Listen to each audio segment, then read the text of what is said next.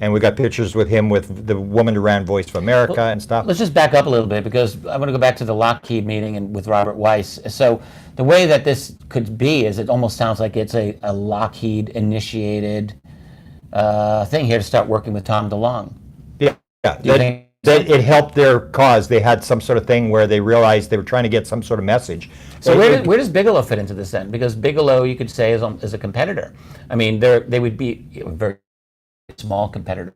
It's a group that's very close to Bigelow in many ways. But it's all the same. It's always been the same people. Like I was talking in '89, I first wrote the book about the Avery, and I was given names by this Habib Azadil guy out of England, gave me the names of the Avery, and that's still the names that people use, is the names he gave me. Right. So these guys have always been around. It's just in the last couple of years where everybody suddenly got religious about the fact they know who Putoff is, and Eric Davis, and Green and stuff, but these guys have been around. So they were even before they were connected with Bigelow, I realized, but since the 90s, they've all been very close to Bigelow in many ways. I mean, but they've been close to anybody that's got money. So the way I see it is, so they went to John Alexander's group in the 1980s. Then they were in the group, because we've got interviews with both Putoff. Well, he was just within the Pentagon trying to find, according to what he says. Yeah, but he has 20 top secret S people in the room who have clearance, who have to, get approval to do this kind of stuff. Yeah. And it was top secret restricted, because I've got the original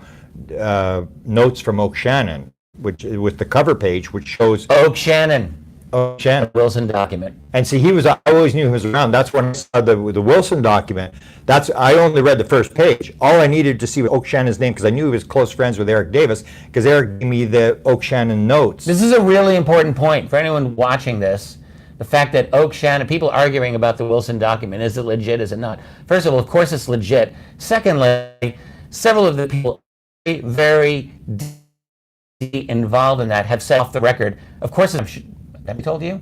I've heard from other people. They told me directly, several of them.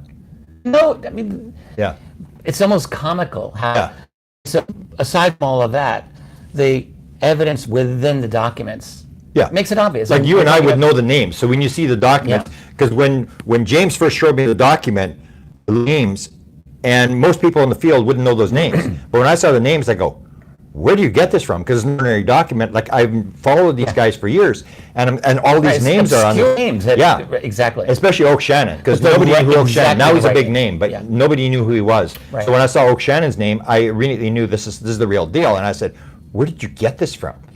And because I was just shocked that his name was on there, Eric Davis's notes. So that whole thing has rolled out.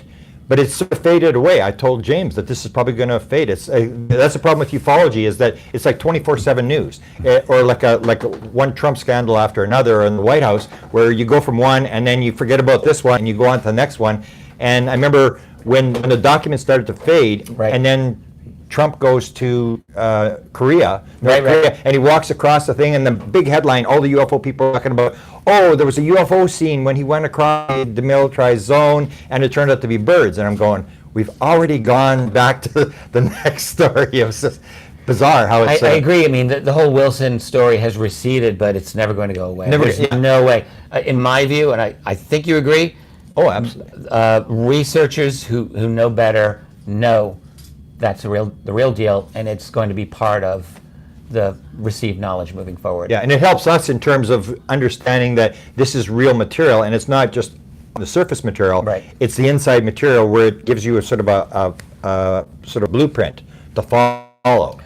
Absolutely, and the other thing is that these come from the papers of Edgar Mitchell, so we have to put that out there. Mitchell dies in early 2017, January. Yeah. It took a year and a half, almost 2 years to reach you, for that one document to reach you.